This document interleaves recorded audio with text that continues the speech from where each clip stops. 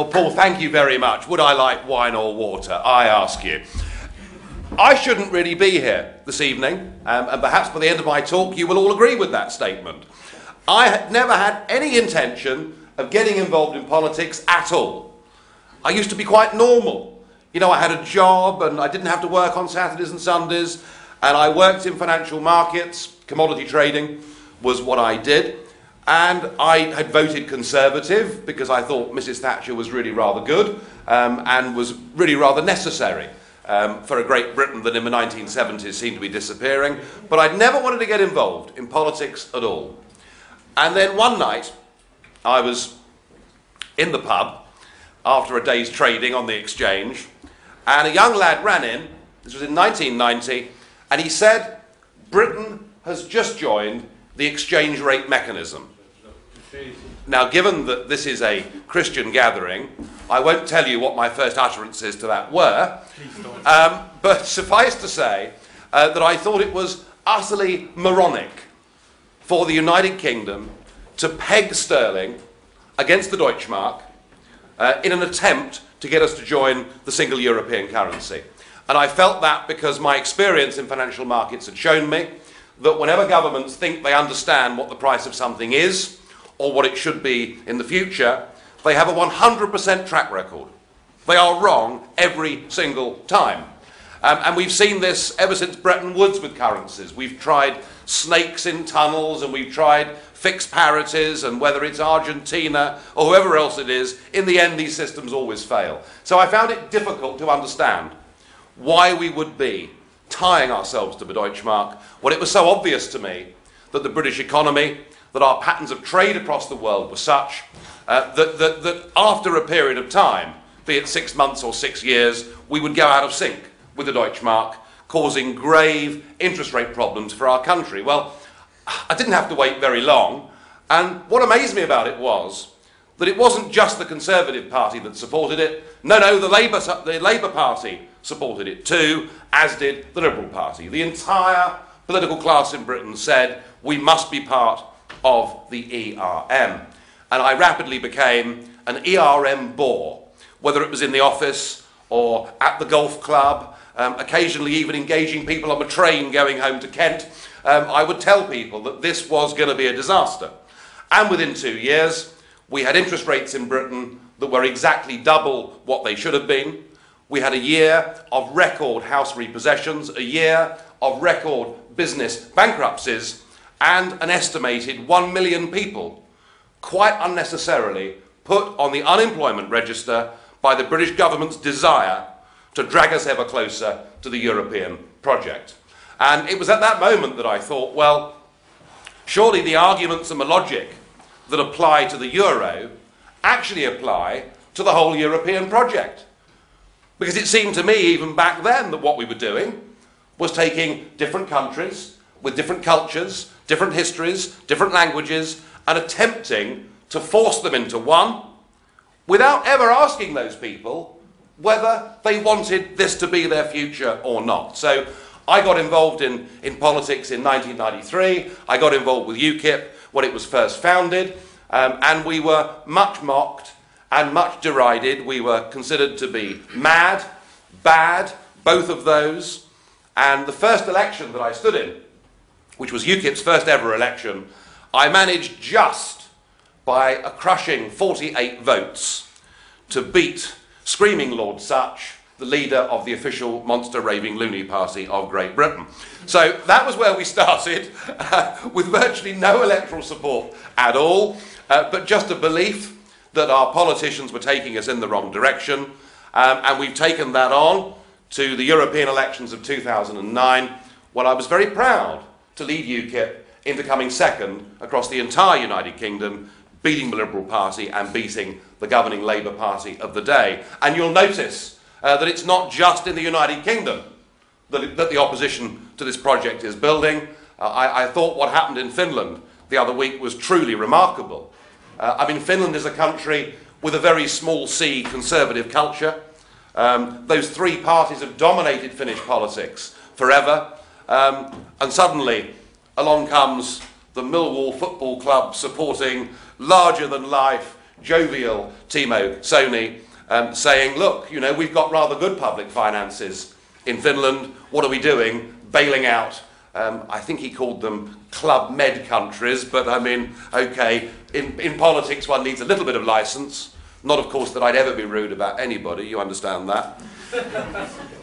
Unless, of course, he's just been appointed to be President of Europe, but we'll come back to that perhaps a bit later on, because he and I do not exactly see eye to eye. So we've seen this remarkable upsurge in support for the True Finns, and I understand that since the election, they are now leading in the opinion polls, because the Social Democrat Party said they would oppose further bailouts, but have now voted in Parliament the other way. We're seeing in Denmark, we're seeing in Austria, we're seeing in France, we're seeing right across the continent of Europe, we're seeing a new political phenomenon. And it's not right-wing and it's not left-wing. It's being supported by people who previously had been conservatives, who previously had been socialists. And really my argument to you tonight is that this European project is not working, but perhaps more seriously than that, that it has never had true and genuine consent, and that unless we find a genuinely democratic solution to this, then we're headed for very murky and very muddy waters indeed. The theory of Britain joining ERM, of course, was magnified at the end of the 1990s with the launch of the euro. Now, thank goodness, in Britain, we had a proper debate on this, and we didn't join it. It was the first victory, really, of ordinary people and business and small and medium-sized business voices against the political establishment. But everybody else rushed off, and they rushed into not just a common currency, but let's remember what we're talking about. It is a full economic and monetary union. That's what these countries signed up to, and there were those of us in the wings predicting from the start that it simply wouldn't work. Because as it was obvious to me that Britain and that sterling and the Deutschmark couldn't work together in parity, it was even more obvious, certainly to most economists that dared to think about the subject, that the idea that you could put Greece and Germany together in the same monetary union was something that simply wasn't ever going to work. But that didn't worry the people here in Brussels, it didn't worry the Commission, it didn't worry the European Parliament, it didn't bother the entire political class, because they have a dream, don't they? They want to build a United States of Europe.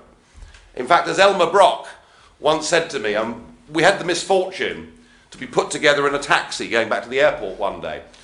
And as I sat next to Elmar Brok, he bristled with indignation. He's rather good at that, Elmar Brok. And there was silence. And after a few minutes, he sort of shouted at me and he said, "You're ruining everything. You're ruining it." I said, "I'm not ruining anything." I said, "I've just been elected and sent here by some voters in Britain to represent a point of view." He said, "You don't understand. Britain, Germany, France, none of us are big enough on our own. Together, we can be the world's leading global superpower." And in a way, wasn't that rather good, refreshing honesty? Because generally at home, what politicians tell people is, look, nothing to worry about, it's just about cooperation, and here was Mr. Brok telling me that it was all about global domination. I must admit, I was a bit naughty when he said that, because I said, I wonder whether your grandfather said the same thing back in the 1930s. It was wrong of me, I know, but I couldn't resist it. So they powered ahead with this Euro project, not listening to economic advice, happy for countries to trim and to cheat, and the lunacy of countries like Ireland and countries like Spain joining the euro meant, of course, that they had to halve their interest rates overnight. And what that has led to, certainly in Dublin, was the most incredible property explosion. There are now 300,000 empty or semi-built properties in Ireland, and in the case of Spain, something like 1.5 million empty or partially completed houses in Spain, all because they had inappropriate interest rates. Well, now we see countries like Greece that's been bailed out, Ireland that's been bailed out, Portugal that's been bailed out, and the Greeks, of course, are coming back for more. And it's a stunning thing to think that with the worsening public finances in Greece, their debt repayment to GDP ratio is now approaching 20%. It's completely unsustainable. It is actually totally impossible. Greece is bankrupt. And yet every time I have the opportunity to ask my helpful and positive questions, as I do of Mr. Barroso and Mr. Van Rompuy every month, I ask them, what is Plan B? What is Plan B? Have you prepared an alternative? Have you prepared an exit mechanism so that in the most orderly way possible, Greece, Ireland, Portugal, and perhaps ultimately even Spain can go back to having their own national currencies? But no, there is no Plan B. They've got the blinkers on. They don't actually care how many tens of millions of people have to suffer. They don't actually care how many people lose their jobs. They're not interested. They're not interested. They intend to push on with this Euro project. Well, I'm sorry, but it's not working, is it? And we may well bail out Greece again. And we may well find Christine Lagarde is appointed to run the IMF. And I find it hard to believe that the Brazilians and the Indians and the Chinese are happy for the IMF to seemingly be there to bail out the euro, but there we are. But at some point in time, it's pretty obvious that some of those countries have to leave the eurozone. And I think that penny really is beginning to drop. And of course, the other great success, if you like, that the European Union had claimed for itself is that the object of this was not for it to be just a common market where we had the free movement of goods, capital and services. And those of us that are free marketeers, those of us that voted for Margaret Thatcher, in theory, should be very much in favour of that sort of thing. Now, the difficulty with the European project, and what I think in the end is really going to bring it down, is that this was also to be about the free movement of peoples. Now, for a few years, it didn't really matter, because living standards in Britain, or France, or the Netherlands, or this non-country called Belgium that we're in at the moment, living standards were roughly equal. So about as many French people would come and work in London in the 1980s as British people would go to live, work or retire, perhaps in France. We barely noticed it. And actually 20 years into the Common Market project, the number of people leaving Britain and coming back to Britain and coming to work in Britain from other European countries, the number hadn't actually increased. It had made no real difference. But of course in 2004, all of that changed, because the European Union expanded its borders and we decided to let into the EU countries from the Baltic states and Eastern Europe that had living standards that were very much lower than ours. And I remember having this debate with the British Home Secretary at the time, who assured us that the opening up of the borders would lead to just a further 13,000 people coming into Britain every year, and in the first 2 years, something like 1 million people came. Now, even Milton Friedman, the high priest of free markets, of low regulation, even Milton Friedman said, you cannot have the free movement of peoples between rich and poor countries, all the while you've got a social security system. And part of the opposition that is building across this European Union, part of it, I think, is what would be characterised as being hard right-wing, because working people, unemployed people, across these European countries, and particularly young unemployed people. You know, the youth unemployment rate in Spain is, I think, 42%. In Italy, it's 25%. You know, there are millions and millions of young people out there who haven't got a job. And what they see is cheap foreign labour coming in from other European countries, undercutting in terms of price, in many cases being employed and being happy to be employed on the black market. And now, as of the 1st of May this year in Britain, anybody coming in from Poland or Lithuania is able to claim unemployment benefit on the first day they arrive.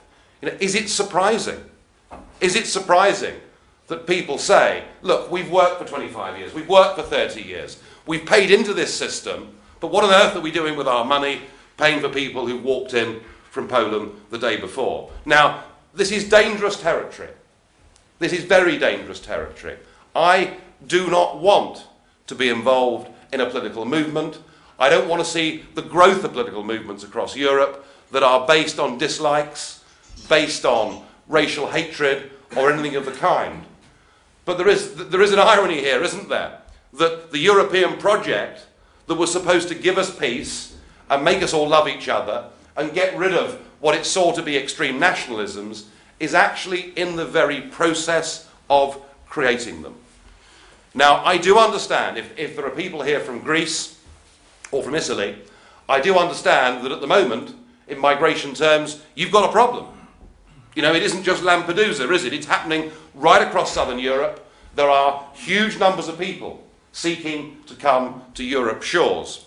But what's actually happening is that there is now a fracturing between the north and the south. Just as with the euro, people in Finland, and I suspect in Germany and the Netherlands, are saying we can't go on subsidising countries that shouldn't be in the euro. We now have the southern European EU members crying out to Brussels and the northern members saying we've got this migratory flow and we want you to share the burden. And what the north is beginning to say quite loudly and quite clearly is it's your problem, and with unemployment where it is, we want no part of it. And I think that's why Denmark effectively tore up the Schengen Agreement the other day. So the EU is in a very, very deep economic crisis. It's got huge problems with the free movement of peoples. And I'm going to say, and this maybe won't surprise you, but I'm going to say that this European project, as a political union, actually deserves to die. And I'm pleased that it's doing badly. And let me explain. When, way back in the 1970s, when my parents were asked to vote in a referendum, they were asked to vote on whether we remain part of a common market. And the idea was there would be tariff-free trade with our European neighbours. The theory was that a domestic market of 55 million people would become a domestic market of 255 million people. We were assured by our government that this would not entail any loss of democracy or sovereignty whatsoever, because if there ever was a proposal that came out from Brussels that we didn't like, we would always have the right of veto. Now, you know, Britain's always played her role, whether it's the World Bank, the IMF, the United Nations, or sitting at the top table of NATO. I think Britain's a country that understands how international cooperation works, and I think my mum and dad thought this is another big cooperative project, and they voted for it. What they didn't vote for, and what I, age 47, have never been given the opportunity to vote on, is whether we want to be in a political union that now makes 75% of our laws, whose bosses we can't vote for, whose bosses we can't remove, to be part of a project that now costs us, just in terms of contributions, we pay a gross membership fee of £48 million a day, and to be members of an organisation that now prohibits us from choosing our own trade deals with the rest of the world. And I think the answer to all of this is both of my parents, if they had the opportunity to vote tomorrow on what they voted on back in 1975, would give a different answer. And there was a moment when they might have got this European project right. And it was with the launching of the Constitution. Giscard's great project. And they thought that they were going to mirror what those great men in America had done back in the 1780s, and they were going to produce this wonderful constitution for the European Union. And I know that many of the Christian groups indeed lobbied very hard to try and get it written in to the constitution that it was a Christian culture that existed within the EU. Of course, that didn't see light of day. But had the people behind this used the European Constitution as an opportunity to democratise the European Union, to be honest with the peoples of Europe about their intentions, to make the government of Europe come from within the elected European Parliament, if they'd done those things, they may well, through popular referendums, have carried the day. But if you remember, that isn't actually what happened, is it? That isn't what happened. They were determined, the leaders, not to give referendums, but in the end, one or two buckled. And of course Chirac buckled, and the French had a referendum.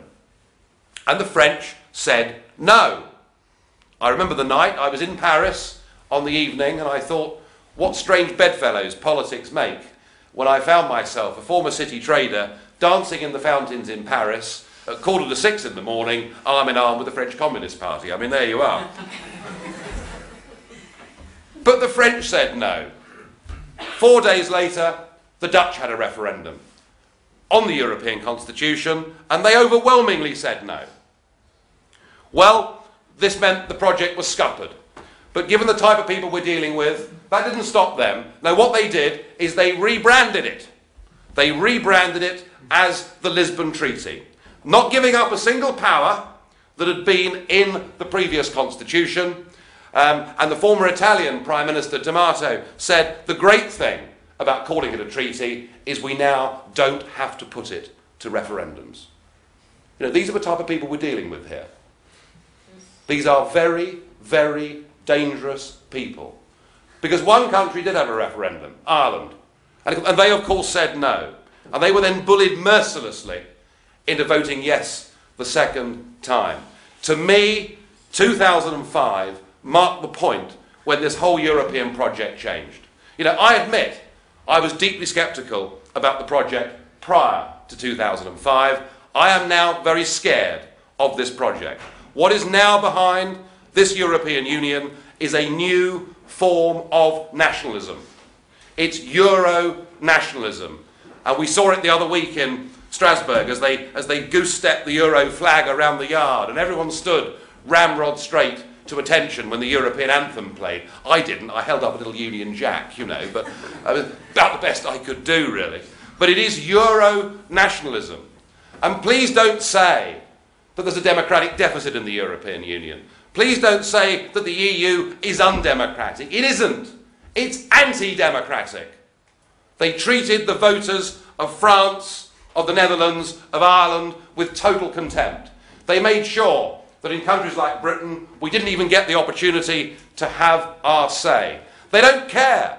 And now the abuse they throw at us, the really dangerous word, the worst thing of all to be called, and that Paul very kindly introduced me with. Barroso did it 3 times the other day. And I remember the first time I heard it was from a German politician called Martin Schulz, who I'm not a great fan of. Poor chap, he can't keep his temper, old Schulze. And he gets terribly riled up, you know. And apparently, he is going to be the European Parliament president from this Christmas. So I've had 1 or 2 difficulties with the current chappie, Jerzy Buzek, who seems to fine me so often for things I say in the Parliament that perhaps I better give them a standing order. But we're going to finish up with Martin Schulz in a few months' time, which will be even worse, but rather more fun, I think, for me. And the day after the Irish had voted no, Schulz got up and he said, we must not bow to populism. And it's that word. It's that word. And now Mr. Barroso, who's never quick on the uptake with much, really, now Mr. Barroso has picked up on it. And 3 times in that last speech in Strasbourg, Barroso said, we must not bow to populism. So they are going to carry on, at least they think they're going to carry on, in their anti-democratic manner, ignoring the will of the people. Well, I've got news for them. We are on the up. We're fighting hard, and we believe in what we're fighting for. And I always say to audiences, you know, this idea that somehow UKIP or me, that we're anti-European, is absolutely ludicrous. You know, I married a German, I've worked for 2 French companies, admittedly both sacked me, but that's by the by, and I've drunk more Rioja than most people alive in Britain. I love Europe. I love Europe. It is the most fascinating and interesting and diverse and fascinating piece of landmass on this planet. But what we want, surely, all of us, is to live in a Europe where nation states trade together, cooperate together. Let's have reciprocal deals on workers, on students, on all of these things. But surely democracy matters. Goodness me, it was something that my grandparents' generation thought was so important that twice in the 20th century they were prepared to go and risk, and in some cases give, all they had to defend that very principle of democracy, to defend that very principle that we the people can elect our leaders, but more important than that, that once every 4 or 5 years we get the opportunity to turf the rascals out and to replace them with somebody else with a different manifesto. If you're unhappy right now in Greece with what's happening, what's left to you? No point voting for anybody, is there? Doesn't matter whether there's a conservative government in Greece or a socialist government in Greece. No, the European Central Bank and my old friend Mr. Van Rompuy, they're calling the shots. They're telling the Greeks what their tax rates have got to be. They're telling the Greeks how much they've got to borrow, how much they've got to spend. Democracy has been suspended in Greece. It's gone. And I put it to you that if you take away from people that powerful weapon of influencing their own future through the vote and through the ballot box, if you take that away from them, all they are left with is civil disobedience or civil disorder. And frankly, unless we get a proper democratic solution to this European problem, then the future that I see for our children and our grandchildren isn't just one of economic decline, but it's one, I'm afraid, of fractious violence taking place right across Europe as people fight to get their identities back. Please don't think this cannot happen.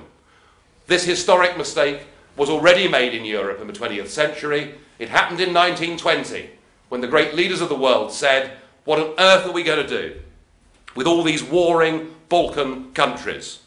I have the solution. We'll give them one flag. We'll give them one anthem.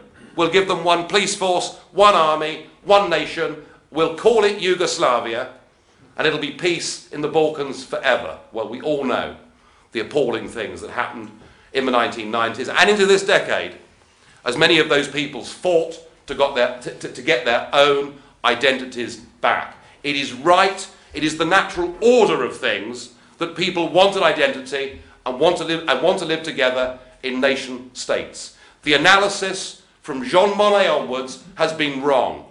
Of course, it's difficult for us to understand just the sheer devastation that was wrought upon France and Germany in those two hideous world wars. We can't even comprehend how people must have felt in 1945. And of course, it's understandable that people thought they'd try and find something better.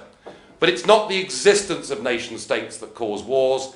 It's when there's a lack of democracy in nation states that we get wars. Mature, democratic nation states don't fight each other.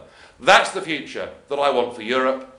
I want Europe to be a big Council of Europe, where we sit round the table as nation states and agree to do things together. I'm perfectly happy for the United Kingdom and everybody else to play that role. But that is not what our friends up in the Berlaymont want. They are the masters, they have the power, they will do whatever they can to deny us. They're not going to deny us, but let's just cross our fingers and let's hope that it's moderate, successful political parties that force nation states into giving us a referendum so that we can decide our future and that the whole thing doesn't descend into mob violence. Thank you for listening. I'll do questions. Yeah.